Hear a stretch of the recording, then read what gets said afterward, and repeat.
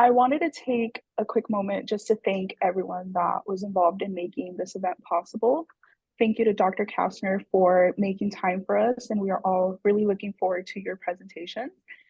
And especially thank you to Dean Bennett, who played an important part in helping us organize this event. We hope everyone has a great time and that you leave this event with a better understanding of autoinflammatory diseases. I will now hand the mic over to Dean Bennett. Thank you. Thank you, Natalia. Hello, I'm Curtis Bennett, the Richard D. Green Dean of the College of Natural Sciences and Mathematics here at Cal State Long Beach, and I'm happy to welcome you to the 2024 Student Council Laureate Lecture. It's wonderful to see so many of you coming out to support this great event. This series is put on entirely by the CNSM Student Council. They recruit the speaker, they secure the facilities, and they make the show run. One of my great joys every year is watching them rise to the occasion and to see the speaker they select. This year's speaker is Dr. Daniel Kastner. Choosing the hybrid life of a scientist and physician, Dr. Kastner has focused his research on understanding genetic diseases. Eventually, he even defined an entirely new category of illness, autoinflammatory diseases. Dr. Kastner's research and discoveries have led to innovative therapeutics to improve the quality of life for patients everywhere, giving hope to those who have been battling debilitating chronic diseases. Working as scientific director of the National Human Genome Research Institute from 2011 to 2021, Dr. Kastner's approach to science is one of empathy, focusing on solving the big problems, not just identifying them.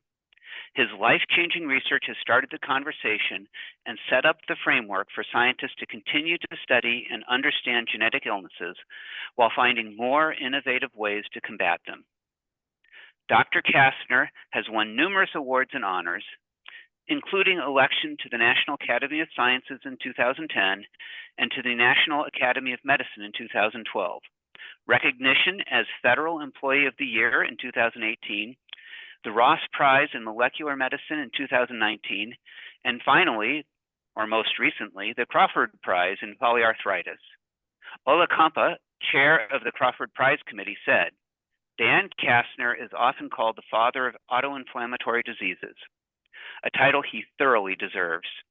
His discoveries have taught us a great deal about the immune system and its functions, contributing to effective treatments that reduce the symptoms of diseases from which patients previously suffered enormously, sometimes leading to premature death." And with that, please join me in welcoming Dr. Kastner. Well, thank you so much, Dean Bennett, for that wonderful introduction. I'm going to try, anyway, to share my screen and see what happens here. Looks like, at least in my view, it's up there. Now I think we have the right view for the audience. And perhaps, well, if there's a problem, just somebody let me know. But in any case, it's wonderful to be here. I apologize for not being there in person. I had hoped to be able to do that, but as perhaps you'll appreciate during the course of this talk, I do have a fair amount of responsibilities to patients. I still am a physician who actively sees patients and runs a research lab as well. But, you know, it's wonderful to be here, at least virtually, and to have an opportunity to talk to you about a topic near and dear to my heart, and that is the autoinflammatory diseases. Now, the title of my talk is Fact Stranger Than Fiction, Adventures in the Genomics of Inflammation. And just perhaps to explain that title a little bit, the fact stranger than fiction part of it just alludes to the idea that what we're going to be talking about, first of all, is sort of a very improbable journey that I've had over the course of my career, so that at least some would regard it as fact stranger than fiction. And also, we've learned a little bit about all of the really amazing ways that human biology works. And that, at least in some ways, is fact stranger than fiction as well. And it certainly has been an adventure, a series of adventures. We're going to be talking about inflammation, as Dean Bennett said, and we're going to be talking about it through the standpoint of genomics. Genomics is different from genetics in the sense that genomics encompasses the whole genome rather than just specific genes. So in any case, with that having been said, the one thing that is not fact stranger than fiction is in fact true, is that I have no financial relationships to disclose because as an employee of the federal government, I'm not allowed to have any. So in any case, no disclosures here. And let's just get started by talking about, well, what are the systemic autoinflammatory diseases, at least for those of you, if you have been under a rock for the last few years, that you're not familiar with this term. So, in any case, these are diseases, it's a group of diseases in which there are recurring episodes of seemingly unprovoked, localized, and systemic inflammation without the high-titer autoantibodies or antigen-specific T cells that one would see in the autoimmune diseases. So some of you may be aware of at least some of the autoimmune diseases, things like autoimmune thyroiditis or lupus or rheumatoid arthritis. Those are some autoimmune diseases that are relatively common in the population. And the autoinflammatory diseases also don't have any evidence of overt infection.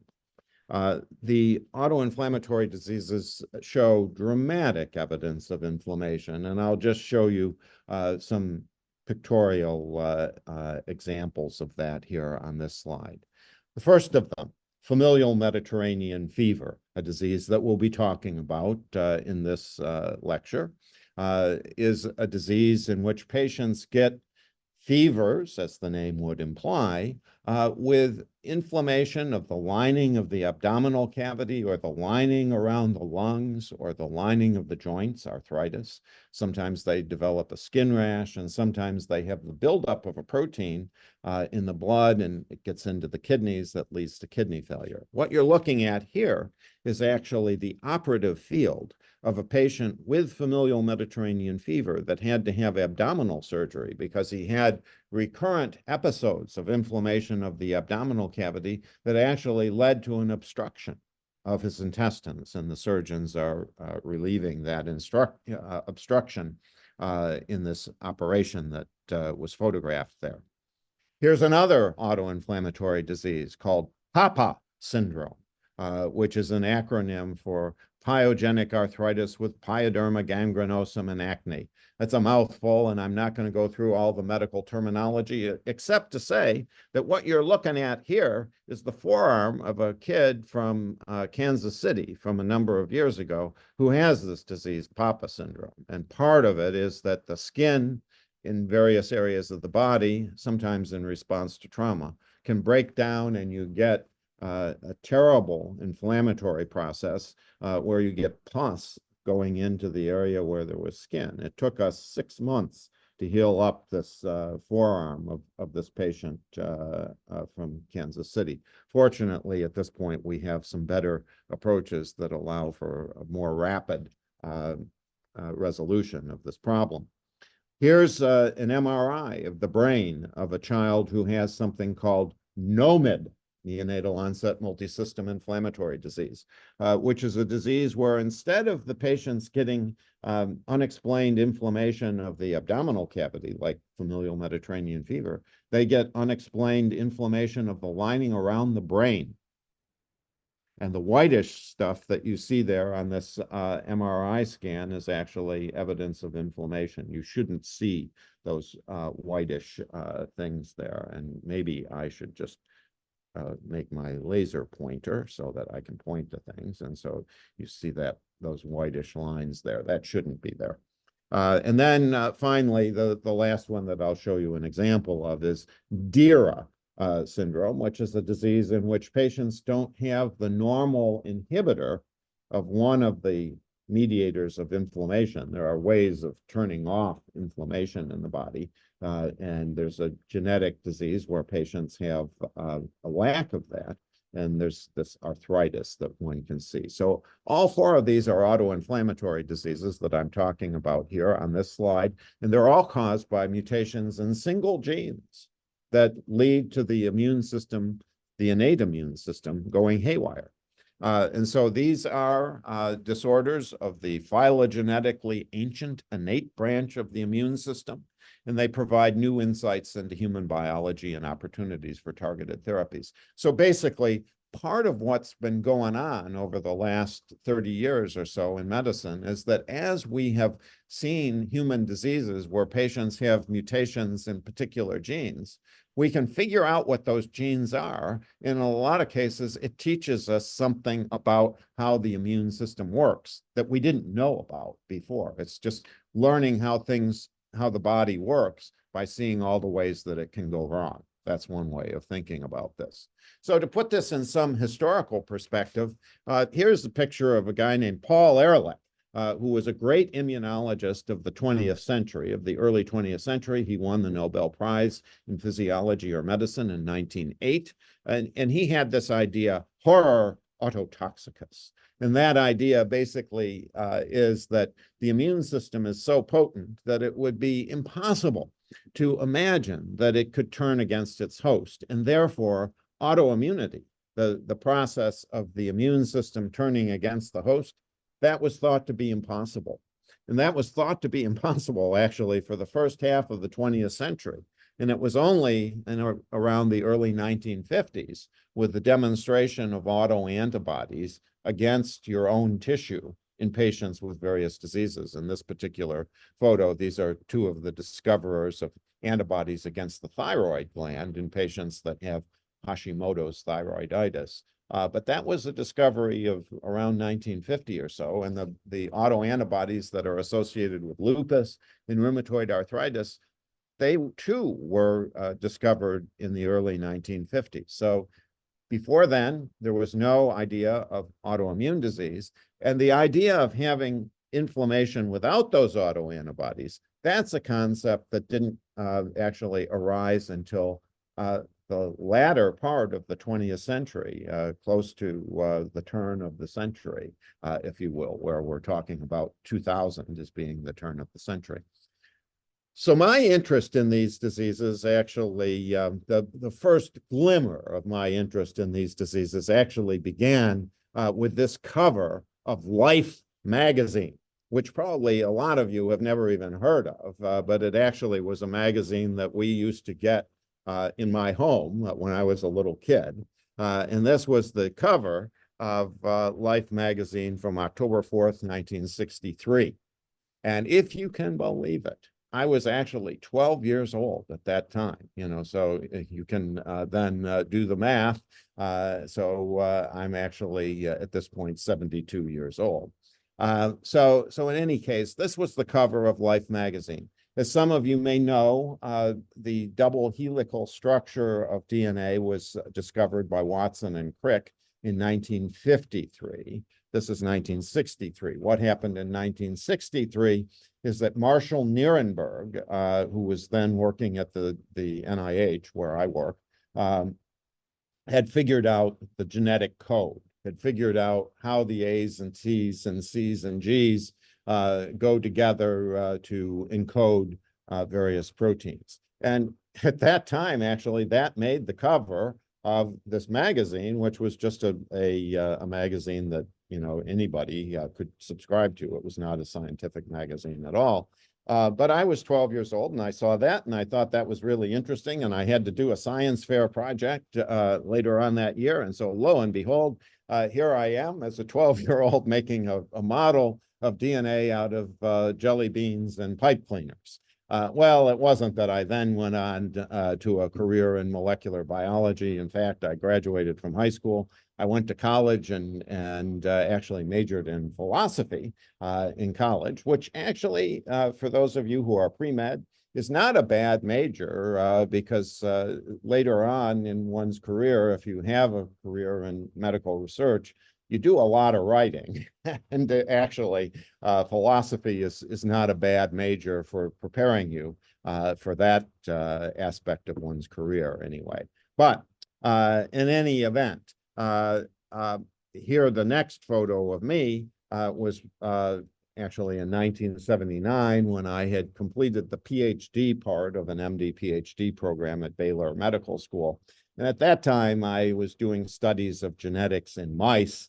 I happened to have overslept the day that I was supposed to have my official graduation photo. And so a friend of mine decided that he would put some of the mice that I was breeding in a cage behind my desk on my shoulders for my official photo. And so here you have me in my official graduation photo for my PhD in immunology.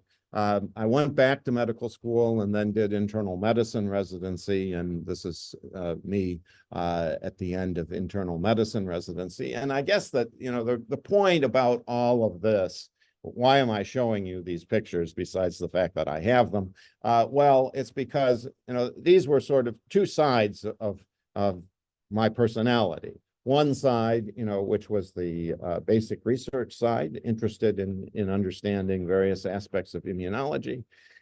And the other side, the clinical side, really wanting to figure out ways of advancing the care of patients. And so this was 1985 that this photo at the end of residency was taken.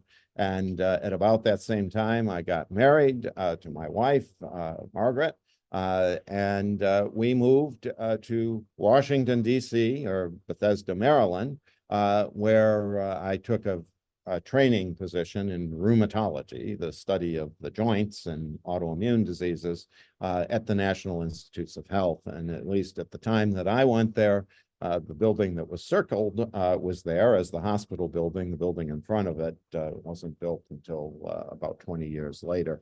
But in any event, there I was at the National Institutes of Health, starting my rheumatology fellowship, and lo and behold, what would happen is that in the clinic that I was assigned to, where I was seeing patients that were referred to the NIH on the 14th of November, 1985, that fateful day, I saw a patient that he was in his early 20s, and he was of Armenian ancestry, and he had this history of roughly monthly episodes of fever and arthritis dating back to infancy, in fact. So this was really something, and it turned out that he had a disease called familial Mediterranean fever, which I showed you the picture of on that initial slide with the patient that was having the abdominal surgery to relieve abdominal obstructions. So anyway, he had familial Mediterranean fever. So just what is familial Mediterranean fever? It's a genetic disease, recessively inherited, meaning that you have to get a mutation from both of your parents. It's seen in people of Mediterranean ancestry. So we're talking about people of Jewish and Arab and Armenian and Turkish and Italian and Greek sometimes ancestry. These patients get fevers that usually last on the order of 1 to 3 days at a time. They can have sterile inflammation of the abdominal cavity, peritonitis. They can have inflammation of the lining around the lungs, pleurisy. They can have arthritis, and they can have this buildup of an inflammatory protein in the kidneys that can lead to kidney failure and death. So this was a really interesting disease. At the time that I saw this patient, I didn't immediately run out and say I was going to find the gene that causes that disease. I was working on another project having to do with lupus, which ended up hitting a dead end in a couple of years. And so at that point, I was thinking, well, what am I going to do with myself? And I had this patient with familial Mediterranean fever that was kind of interesting. The Genome Project was just coming to the fore at that point, the Human Genome Project. Up until then, there hadn't been any way of systematically going after the genes that cause human diseases. And so I thought, well, maybe I could do that, which was a rather grandiose thing, I must say, at that time, but that was what I was thinking. So in any case, the people that sort of provided the conceptual basis for this, for those of you who are interested, there were three people that really laid the foundation for the Human Genome Project. One of them was a guy named Y.W. Kahn. He's still alive. He's a hematologist at UCSF Medical School. And he was the first person, if you can believe this, the first person in 1978, the first person to show that a variation in human DNA could be demonstrated to be inherited with a disease in a family. And he showed that for a variant in the globin gene. Globin is part of hemoglobin in a patient in a family with sickle cell anemia. And then a couple of years later, David Botstein came up with the idea that if this was the case, that there were variants in human DNA that correlated with disease in families, he said, well, maybe we could make a map of the human genome out of variants in DNA. And we could use such a map to map human disease genes and to even identify those disease genes, which was really like a very grandiose idea. That was in 1982 that idea was proposed, just shortly before I saw this patient with familial Mediterranean fever.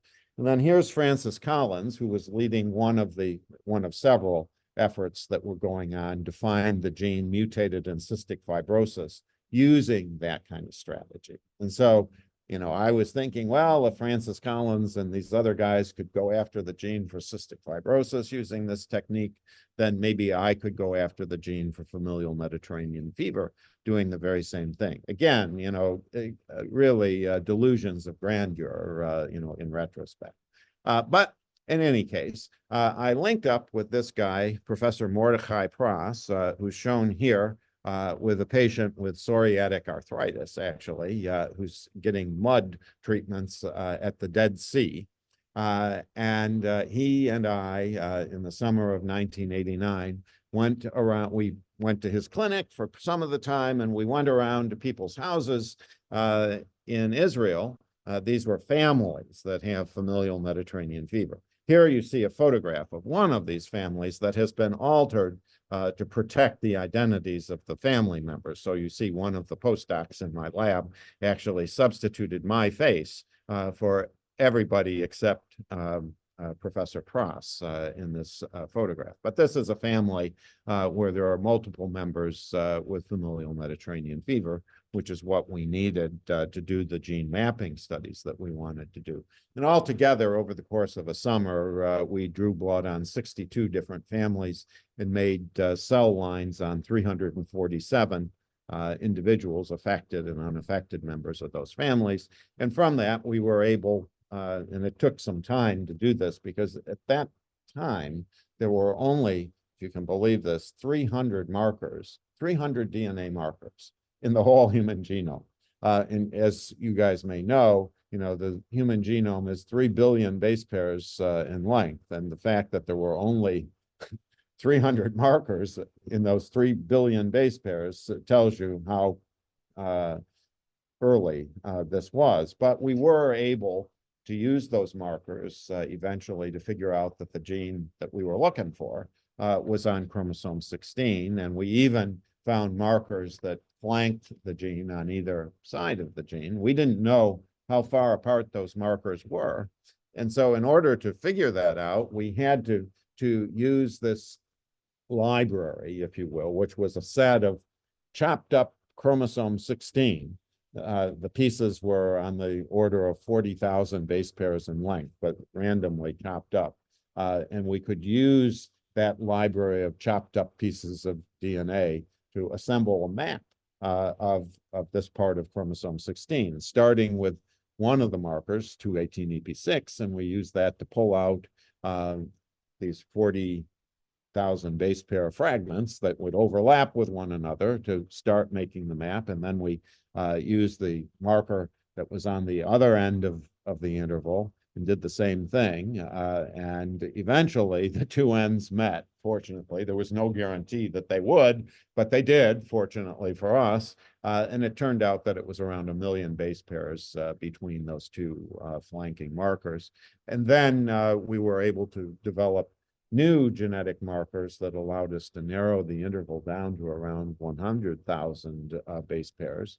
And then from that, we had to actually use techniques that I won't even go into because people would be shocked that there even was such a thing. There were methods that we used to actually pull out all of the genes that were encoded in that region, because again, this part of the genome, no part of the genome had been sequenced at that point. And so you had to discover it all yourself. So we discovered 10 genes that were encoded in the middle of this interval, and then we had to screen those genes to see which of them had mutations that were associated with familial Mediterranean fever, which we found in the summer of 1997. So basically, this whole process took from the summer of 1989 to the summer of 1997, 8 years to find, but we did find it. By the end of the process, there was another group from France that was competing with us. And so it was a down to the wire race as to who was going to get the paper published first. And in fact, in those days, there was no online submission. And so I actually did an all-nighter the night before I flew to Boston to hand deliver the manuscript to the editorial office of Cell. And they had promised that they would give us a review over the weekend because of this discovery of this gene that we said that we had. They were a little bit slow. They reviewed it from Friday until Tuesday rather than Friday until Monday. But we did get the article published in Cell. And our competitors got their article published in Nature Genetics a few days later. So both groups found the same gene at the same time. We named the protein pyrin after pyrexia for fever. And it turned out to be a brand new gene that nobody knew anything about, which was what we were hoping for, although, you know, that of course meant that we had to eventually figure out what it does.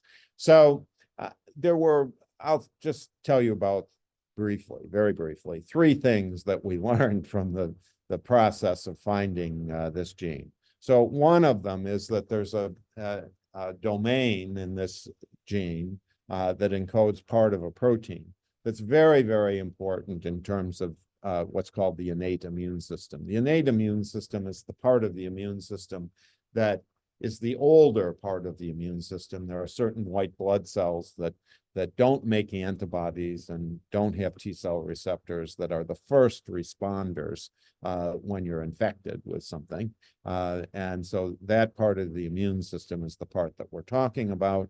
And there is this domain, which is called the pyrin domain, that's found in this pyrin protein. And it forms, you can see here, 6 alpha helices, which allow for the formation of a charged dipole, positive charges being in blue, negative charges being in red. And you can have basically the interaction of the pyrin domain from one protein with the pyrin domain of another protein. That's a fundamental way that molecules of the innate immune system interact with one another. And there are 20 different proteins in the human genome that have pyrin domains. And so this turned out to be an important discovery, although we didn't recognize it as such, at least initially. Second thing that we learned was that the people in the various populations where FMF is common, those people actually have the same mutations on the same DNA fingerprint in common with one another. And so the thing that was interesting to the newspapers, and in fact, this got written up in the New York Times, was that people of, for example, Jewish ancestry have the same FMF mutations on the same DNA fingerprint as people of Arab ancestry, for example. And so populations that now in modern times may be at odds with one another are descended probably from common ancestors from biblical times. And then a third thing that we have learned more recently, just within the last few years, is that in fact, the protein, the pyrin protein that's mutated in familial Mediterranean fever, in fact, is part of the body's resistance against the bubonic plague.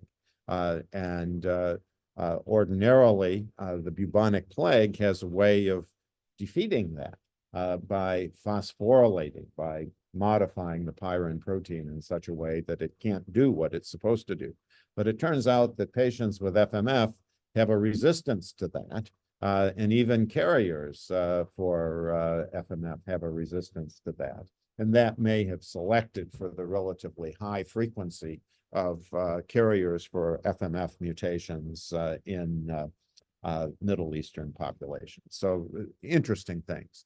The other thing, though, that came out of this is that we soon learned that there were lots of patients that we could see in clinic, that we did see in clinic, who had recurrent fevers who did not have FMF, who had something else. We didn't know what it was, but it was something else. So there was one group of patients that were not of Mediterranean ancestry. They had episodes of fever that were much, much longer than the episodes for FMF. FMF episodes are 1 to 3 days in length. For these other patients, the episodes could be a month or 6 weeks at a time. They would still have the abdominal pain or chest pain or arthritis that you could see with FMF, although there were some distinctive clinical features that set them apart. These patients had dominant mode of inheritance rather than a recessive mode of inheritance, and they didn't respond to the same medications that FMF patients respond to. And so a couple of years after we discovered the gene for FMF, we discovered that mutations in another gene that encodes a receptor for tumor necrosis factor, which is a mediator of inflammation, that gene is mutated in these patients with this other kind of fever syndrome. And so we named this disease TRAPS, the TNF receptor associated periodic syndrome. It was first described in people of Irish ancestry, and so there were some who had called it familial Hibernian fever after Irish fever. But in fact, we learned that there were people of many different ethnicities that had this disease, and so it seemed better to call it TNF receptor associated periodic syndrome.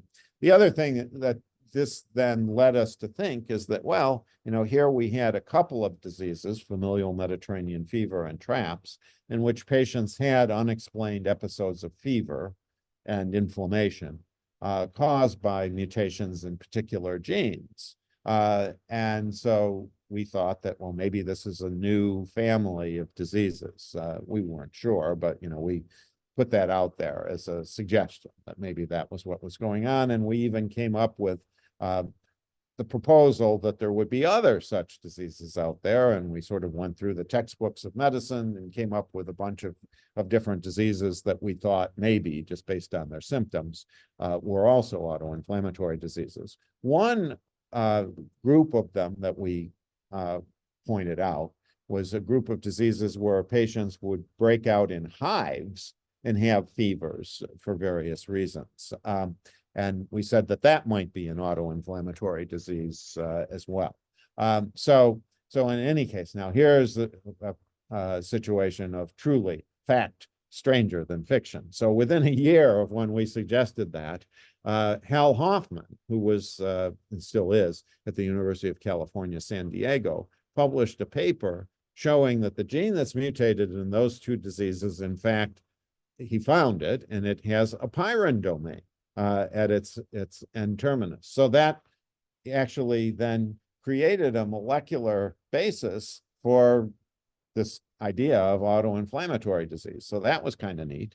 And then, even more incredible, at about the same time, there was this guy, the late Jörg Champ, in Switzerland, who was trying to figure out how interleukin-1, which is a major mediator of fever and inflammation in humans, how it gets activated. And he had come up with this idea of the inflammasome, a macromolecular complex that activates interleukin-1. And it turns out that the thing that was essential to the inflammasome was this very gene that's mutated in these two hives diseases, urticarial syndromes. So it was all fitting together, that the genetics connected familial Mediterranean fever with these other hives-like diseases, and that there was a domain in common between the genes that are shared between the two, and that this gave us some idea as to what the mechanism of that disease would be too.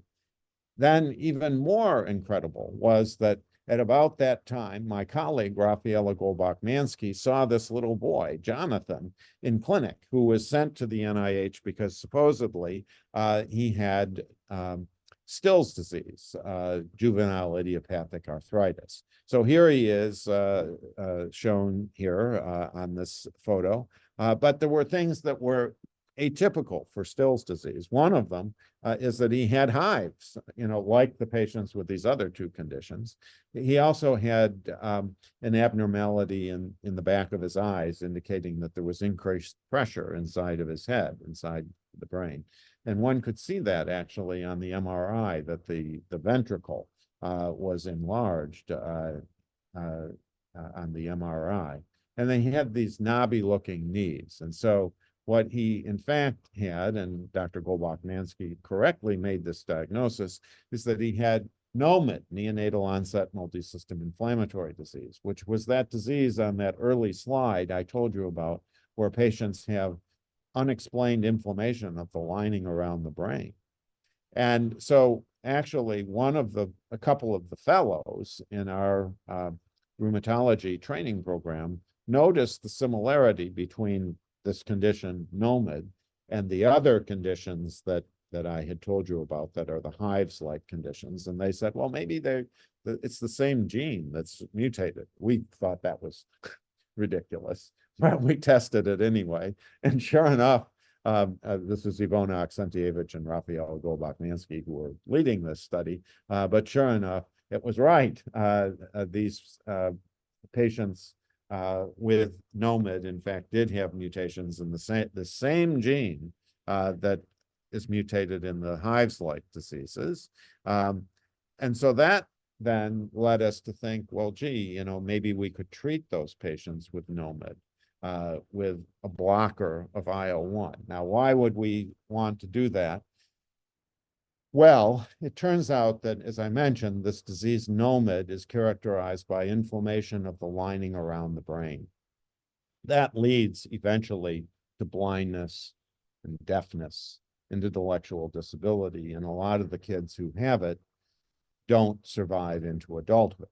And once we had discovered the genetic basis of this disease, we quickly got a bunch of referrals of patients with this condition.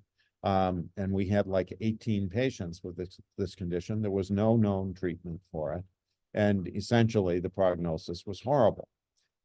And there was available at that time one treatment that had been developed for rheumatoid arthritis. Didn't work very well for rheumatoid arthritis, but it inhibited IL-1, interleukin-1, the thing that we had found was the basis for this disease. And so we thought, well, maybe we should give these patients an interleukin-1 inhibitor and see if it helped them in some way, not knowing for sure that it would do anything for them.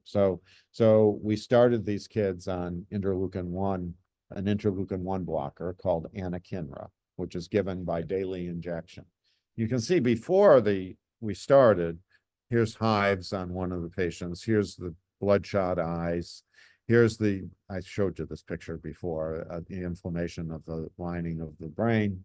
And here the arrow is pointing to inflammation of the cochlea, which is involved in the hearing.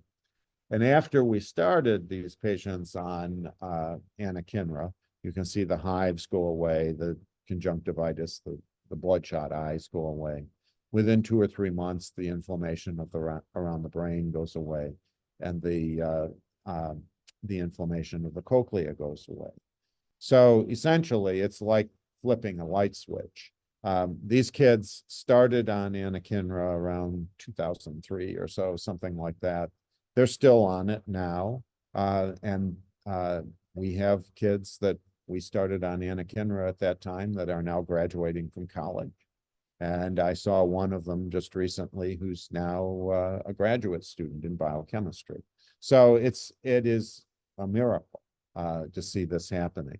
What's more, this led us to think that maybe for some patients with familial Mediterranean fever that didn't respond well to the usual treatment for that, which was colchicine, that maybe we could try anakinra in those patients. And it just happened that around the time that we were doing this trial of anakinra in kids with NOMID, that I was referred a patient from the Mayo Clinic who was an 18-year-old boy from Baghdad, Iraq, who had familial Mediterranean fever and had widespread amyloidosis, the buildup of this protein, this inflammatory protein all over the body. So he had it in his kidneys, he had it in his heart, he had it in his intestines. He couldn't absorb food very well. And I had admitted him to the NIH hospital and then had gone to a research meeting up in Connecticut, a Gordon conference. And at the end of my talk, somebody came up to me afterwards, one of the people that organized the conference, saying that they needed to talk to me right away from the ICU at the NIH. So this patient had, while I was away, just in a couple of days, had crashed, and he was on life support. And there was the question as to whether they should even pull the plug. And it was not at all clear that there was anything that we could do for him. We didn't at that point know that inhibiting IL-1 might help with FMF. So that was one thing. And for another thing, he had this amyloid protein all over in his body. There was the theory that maybe if you could inhibit the deposition of this stuff, that eventually it would resorb. And so maybe if you treated the patient with something that worked, you could reverse the process. So in any case, it was a choice basically of either letting him die or trying something that maybe would work and maybe it wouldn't work. So we tried this inhibitor of interleukin-1, and actually he responded quite well to it in terms of his inflammatory markers, at least while he was on the drug. We ended up giving it to him intravenously in the ICU. And actually it did reverse the amyloid deposits in his intestines and in his heart. He later had a kidney transplant.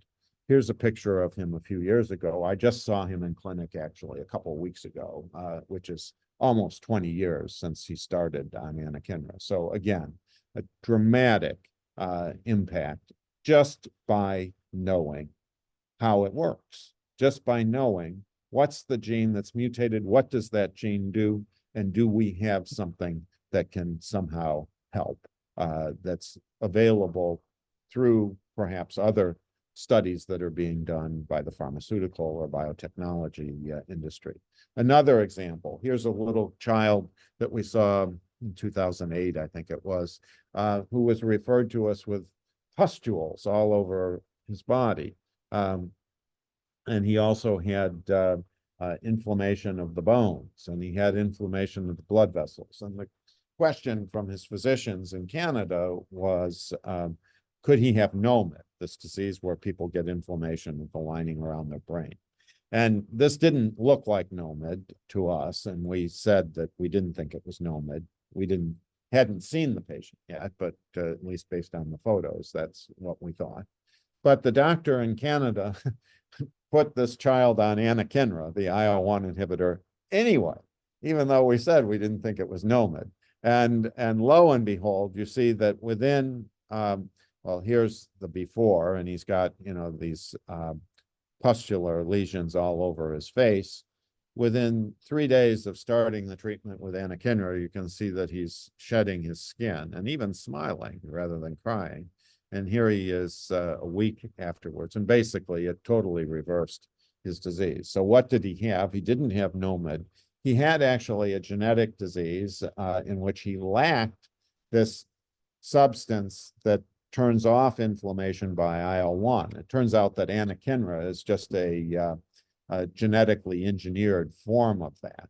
This little boy lacked that. He lacked the gene for that.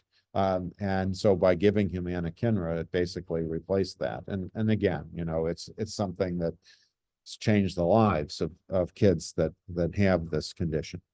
Well, at this point, the human genome has been sequenced, and the cost of sequencing for individual patients that you may see has come down enormously.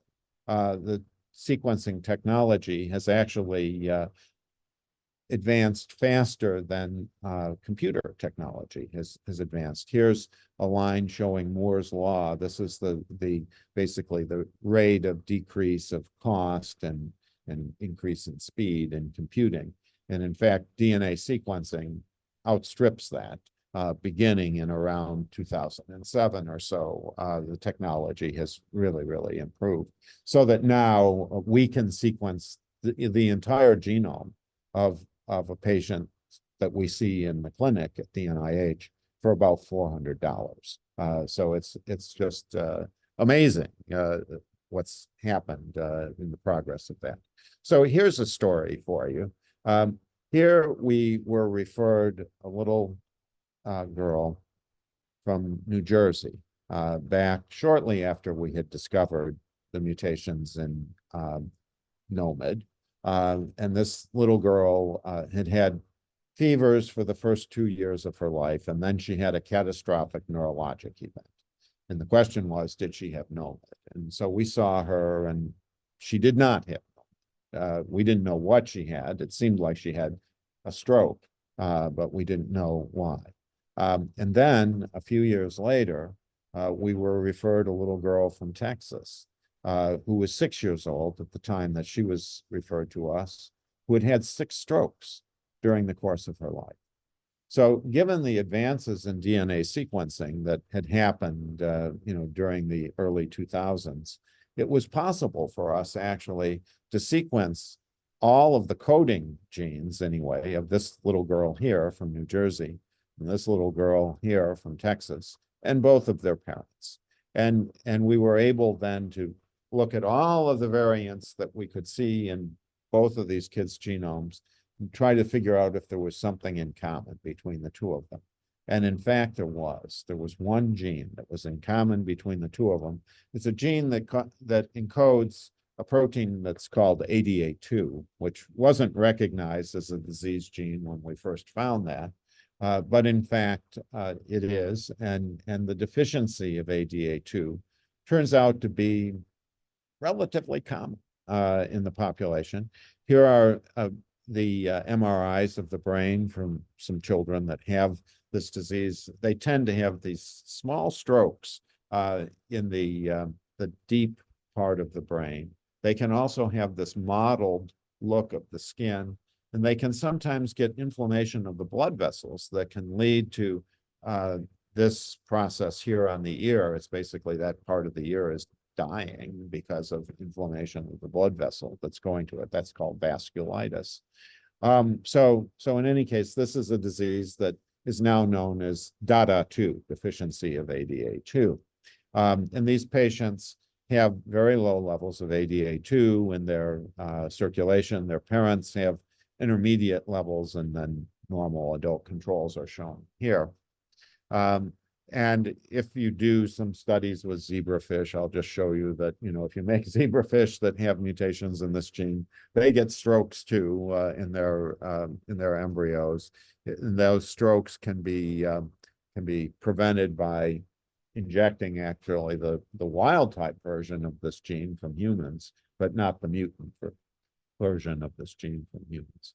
And if one looks at microscopic sections, slides, from patients, skin biopsies from patients that have this disease, you can see that there's a buildup of tumor necrosis factor, TNF, which is a mediator of inflammation, in the skin of these patients versus controls.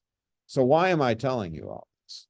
Well, it's because we found ourselves in a similar kind of situation to the situation I was telling you about with NOMID, namely that it was a situation in which we had a bunch of patients that were referred to us that have this disease, and it had a bad outcome.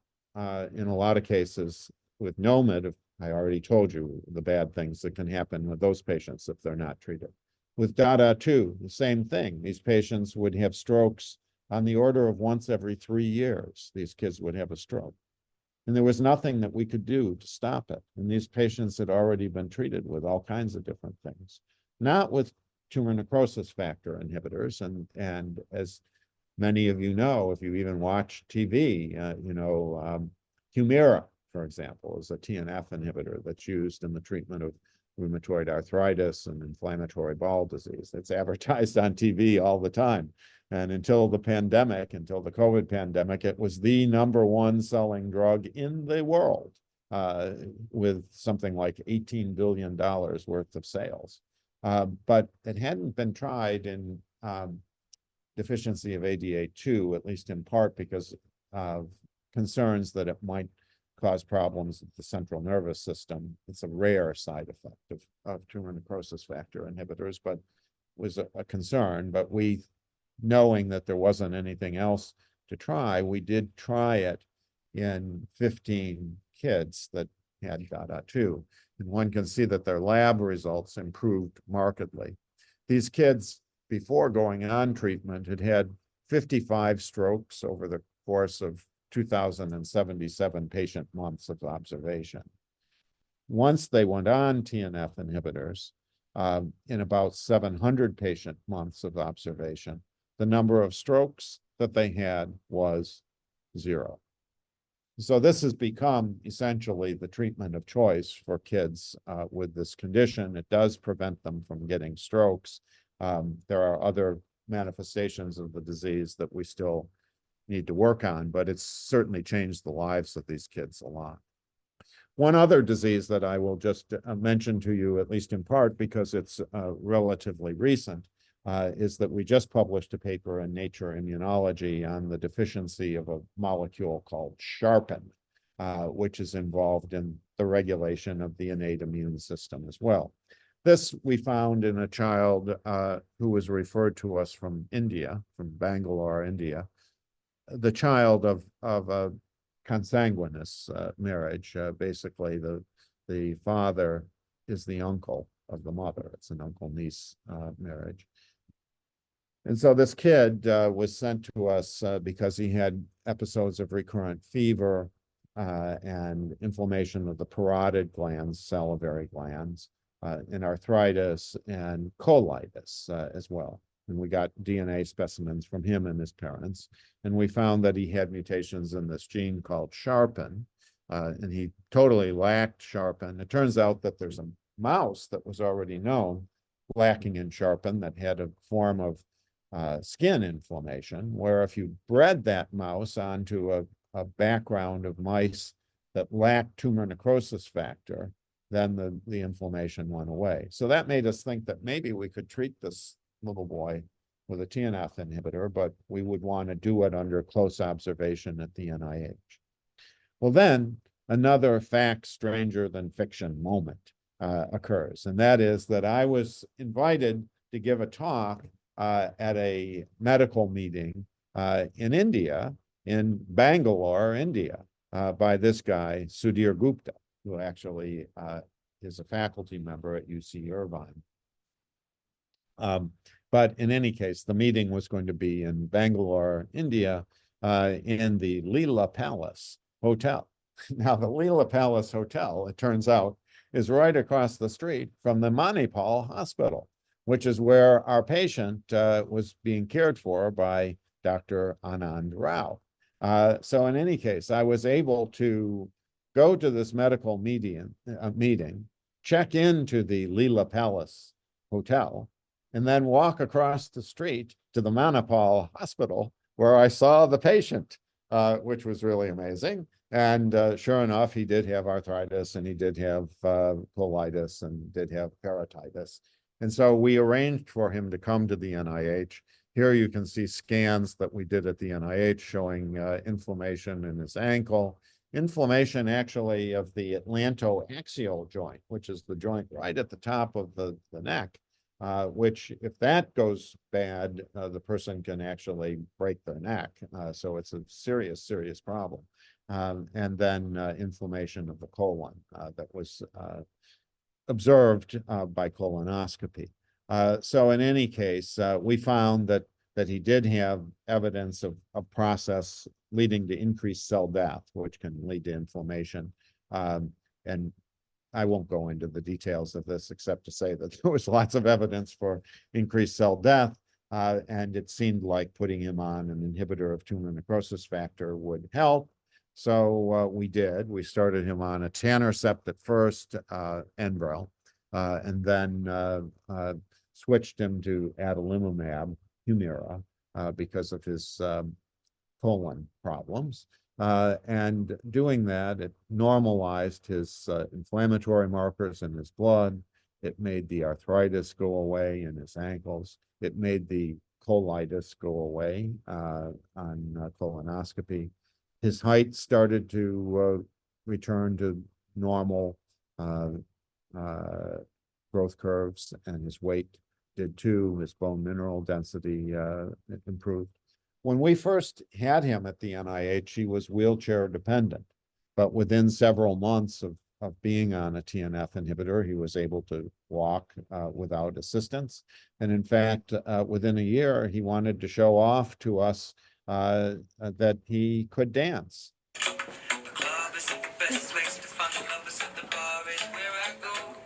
So anyway, a very gratifying thing. So essentially, over the course of the time that we've been working on this, we've gone from realizing that there was such a thing as autoinflammatory diseases to proposing a classification scheme for them, realizing that it's a continuum between autoimmune and autoinflammatory diseases, proposing different molecular classification for these diseases. There's now a society of autoinflammatory diseases. Right before the pandemic, the meeting in Genoa actually had 650 or so people that came to it. And there's now a textbook on autoinflammatory diseases that's over 800 pages long that's out there. And the number of autoinflammatory diseases, this is from the galley proofs of a chapter that I've written for one of the textbooks of medicine. There are over 60 different genes that we now know of that are mutated in autoinflammatory diseases. So one last question is, this is, a question for people of my demographic, perhaps. So, a lot of you guys maybe aren't quite so interested in this right now.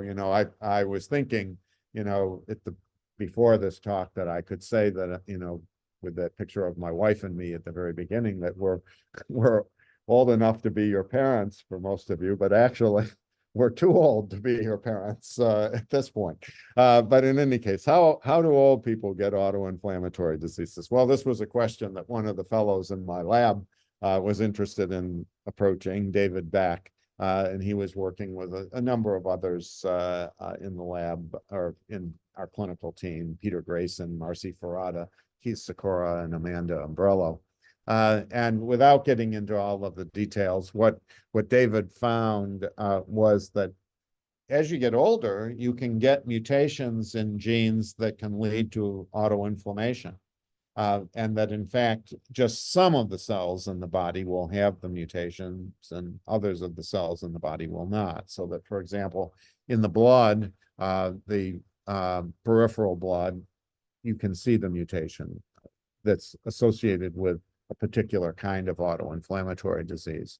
And it's present in the myeloid cells, in the cells of the innate immune system, but not in the lymphocytes, the cells of the adaptive immune system.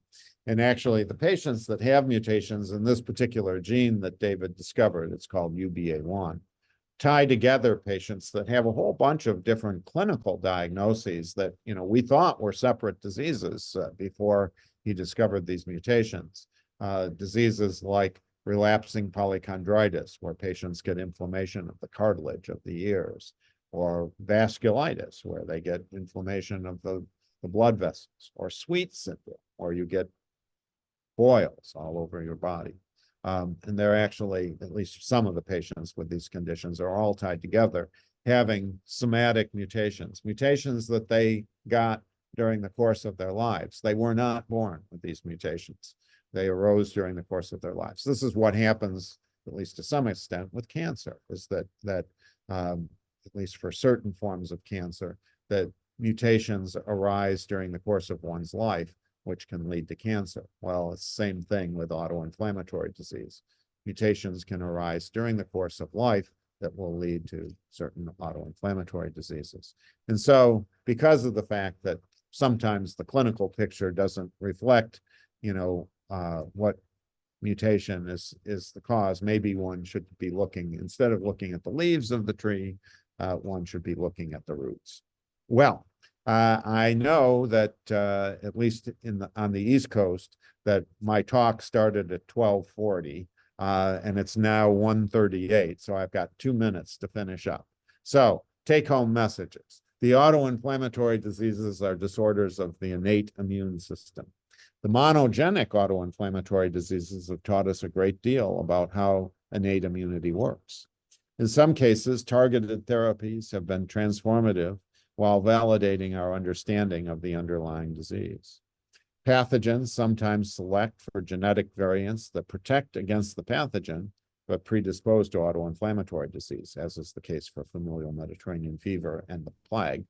Somatic mutations account for some adult-onset autoinflammatory diseases, and genomic and left out a word there. Genomic approaches may provide the basis for a new molecular taxonomy of human disease. Of course, this is work that spans people who are working in the lab, with people who are working in the clinic, collaborators from around the world, and of course, our patients. And I just want to point this photograph out. This is a group of patients that have the deficiency of ADA2 that came to a meeting in Bethesda a couple of years after we discovered the disease. Some of them are little kids that are just like any other little kid, because we have them on TNF inhibitors and probably they won't get strokes. Others are a little bit older. They were born a little bit too soon to benefit from some of the things that we've discovered.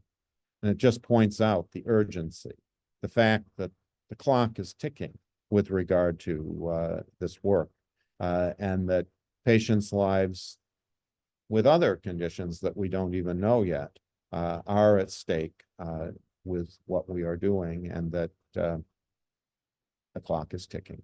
So in any case, with that, I will just finish by saying that with at least some of the money that I got from the Crafoord Prize, which you heard about before, I've donated some of that to the International Society of Systemic Autoinflammatory Diseases to make prizes named after some of these people who are heroes of mine in the work that I've done.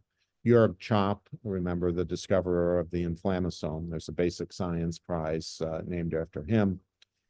Isabelle Touitou, our arch competitor from the French FMF consortium, a genetics prize named after her. Mordechai Pras, my collaborator from Israel, a clinical investigations prize named after him. Alberto Martini in Genoa, who's been a leader in therapeutic trials for these diseases, a prize named after him. And Charles Dinarello, the discoverer of interleukin-1, a trainees prize named after him. So in any case, I hope that at least through that sort of thing, that there will be some paying back and paying it forward as well. So in any event, with that, I will call it to a close, at least according to my phone. I'm a minute late in terms of finishing, so I better be quiet. So anyway, I'll try to take any questions that you may have. So thank you, Dr. Kastner, for a fascinating and enjoyable talk. I really appreciated how you meld research and caring for others. And I want to turn the floor over to Sarah Kassem, who will be moderating our Q&A. Thank you so much. Thank you. Thank you, Dean Bennett, and thank you, Dr. Kastner, for a wonderful lecture. I will now be conveying some of the messages from our audience, or their questions rather. So we do have a few members on Zoom who can use the Q&A feature to ask their questions. And as for the audience members in the in-person lecture, they can write their questions on a note card. But in the meantime, I do have a few questions on behalf of Student Council I would love to ask. So what inspired you to pursue your research in autoinflammatory diseases? Yes, well, that's a good question. And so, really, there were, I guess, 2 or 3 factors that were involved. One of them was the patient that I had told you about that I first saw at the NIH who had familial Mediterranean fever. That at least got me interested in that disease, although obviously you see patients with a bunch of different diseases and you don't try to go after, the gene that causes every disease that one of your patients had. But there were a couple of other factors. One was that the research project that I had been working on before starting the work on the autoinflammatory diseases had ended in a dead end, at least in part because of the fact that at that point in the 1980s, we didn't know enough about immunology to be able to really formulate good hypotheses as to what was going on. There were just so many things that were unknown that you couldn't hypothesize about because you didn't know them. And it occurred to me that probably having some sort of a method that would allow one to, in a comprehensive, unbiased way, where comprehensive meaning that you're looking at everything, unbiased meaning that you're not making any hypotheses at all. You're just letting the data tell you where to go. That's what we needed to do in order to make some important discoveries. And so the Genome Project essentially offered that possibility. And it just happened that, you have to have some disease, some genetic disease to be studying with the Genome Project, and familial Mediterranean fever was what happened to be in front of me. And so that's, I went for it. And I was lucky along the way, obviously, to meet other people like Professor Pross that helped a lot in terms of moving things ahead. So, certainly chance played a role in this too. Thank you. We also were wondering, how do you engage with patient advocacy groups and organizations to raise awareness about these anti-inflammatory diseases and support research efforts? Yes, well, that's a very important question. So we now have this ISSAID, the International Society of Systemic Autoinflammatory Diseases. It's been in existence since 2005. And the society does interact with patient advocacy groups. And I actually also interact with other patient advocacy groups for other diseases that aren't autoinflammatory, like, for example, scleroderma. I'm on the scientific advisory board of the Scleroderma Research Foundation. So it is very, very important to engage with patients, to be available to talk with them, to answer their questions, and to hear what they think are the important things, the important questions that need to be addressed. Thank you. I think we have time for one more question, and that is, did you face any challenges early on in your career?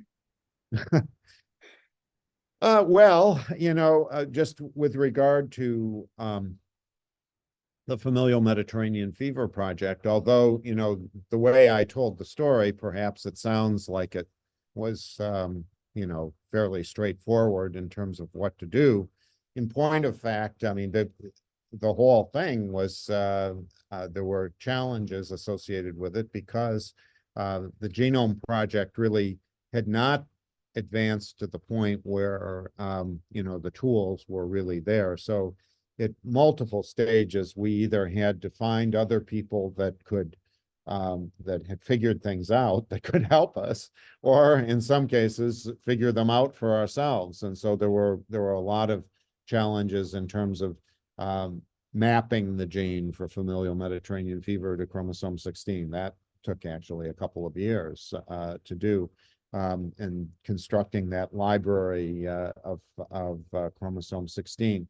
There was actually a group in Los Alamos, New Mexico, where the atomic bomb was developed, that was part of the Department of Energy laboratory studying human genetics. And so we collaborated with them in order to get this library that allowed us to clone this region of chromosome 16. And there were just a number of challenges, let's just say, along the way.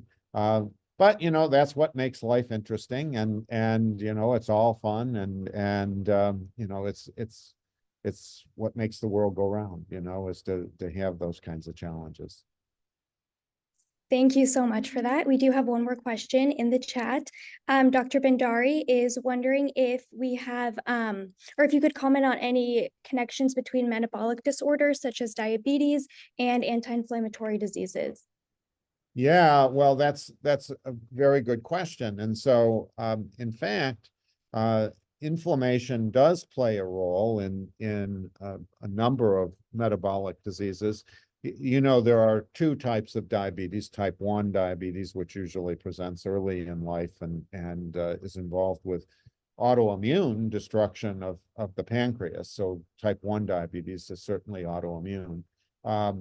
Type 2 diabetes, which occurs later in life, is associated, at least to some extent, with inflammatory processes. And there actually was a trial of an inhibitor of interleukin-1 in patients that have type 2 diabetes and who have had a single heart attack. And the question was, if you gave these patients this inhibitor of interleukin-1, it's called canakinumab, then would it reduce their risk of having another heart attack? Would it reduce their risk of going on to develop type 2 diabetes? And the answer is that, at least to some extent, inhibiting interleukin-1 and thereby inhibiting inflammation does have a beneficial effect in those patients.